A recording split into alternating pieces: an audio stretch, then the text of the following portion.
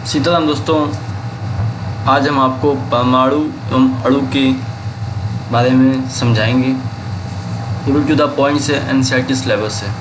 चलिए बिना टाइम बर्बाद किए हुए हम आगे बढ़ते हैं।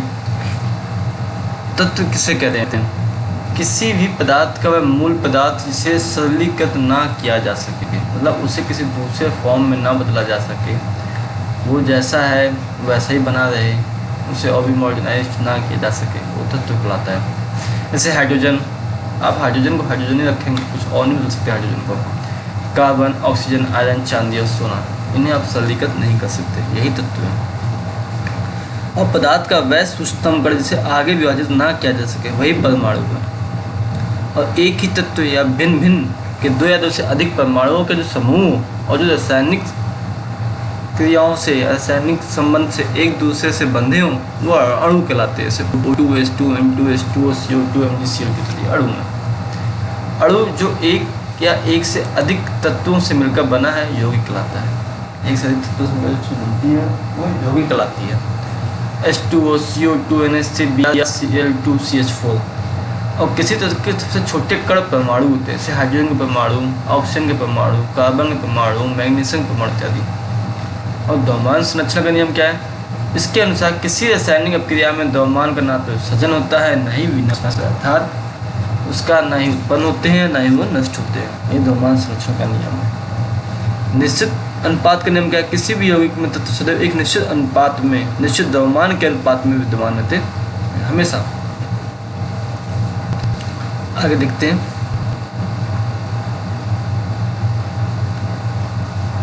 दिए गए तत्व के सही परमाणु का द्रव्यमान एवं रासायनिक गुणधर्म समान होता है। परमाणु का द्रव्यमान एवं रासायनिक गुणधर्म क्या होता है? समान होता है। और भिन्न भिन्न तत्वों के परमाणुओं के द्रव्यमान एवं रासायनिक गुणधर्म भिन्न भिन्न होते हैं, ये बात सही है। डाल्टन ने क्या परमाणु सिद्धांत दिया था? में परमाणु द्रव्यमान सबसे विशिष्ट संकल्पना थी और उसके अनुसार प्रत्येक तत्व का एक अभिलाक्षणिक परमाणु द्रव्यमान होता है। प्रत्येक तत्व का एक अभिलाक्षणिक परमाणु द्रव्यमान होता है। परमाणु द्रव्यमान इकाई क्या है?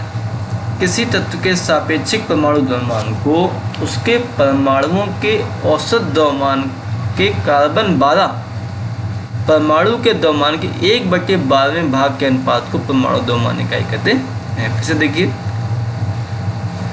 तत्व के सापेक्षिक परमाणु द्रव्यमान को उसके परमाणुओं के औसत द्रव्यमान का कार्बन 12 परमाणु के द्रव्यमान के 1/12वें भाग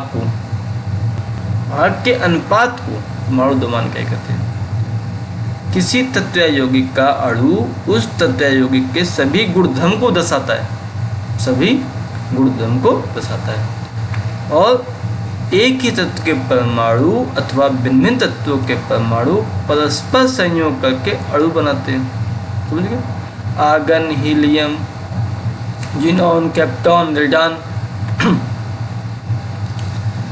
ये उत्कर्ष गैसें हैं।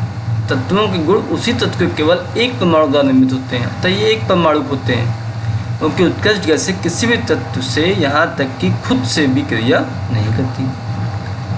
किसी अणु संरचना में प्रयुक्त होने वाले परमाणुओं की ही संख्या को उसकी परमाणुकता कहते हैं। जैसे O2 की परमाणुकता क्या है? 2, फास्फोरस P4 की 4 इत्यादि। आगे देखिए,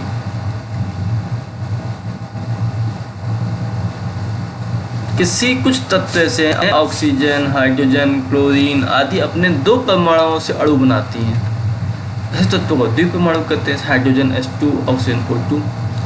जो अणु 3 परमाणु से मिलकर बने होते हैं उन्हें त्रिपरमाणु कहते हैं। ऐसे ओजोन O3।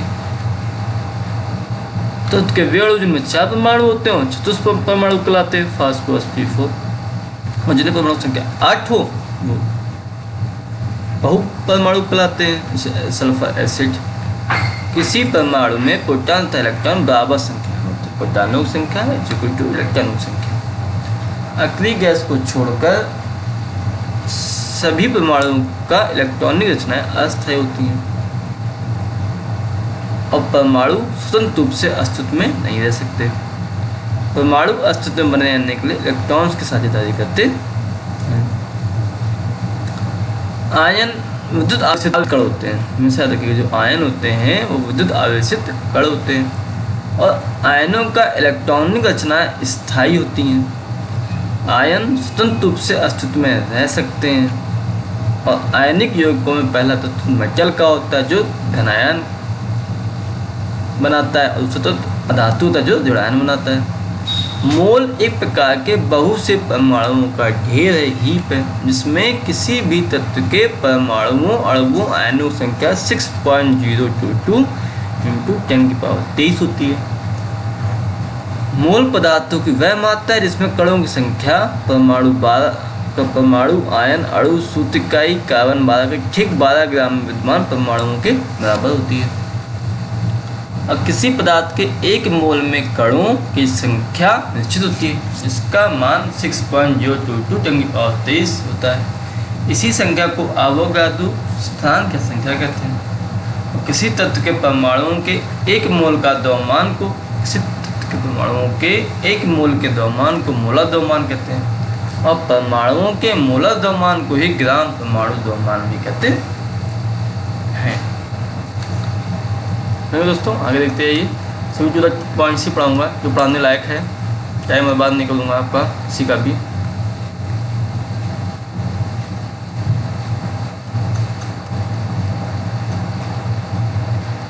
ये सब चीज़ें तो वैसे ही हैं जो आप खुद करेंगे तभी आपको समझ में आएगा।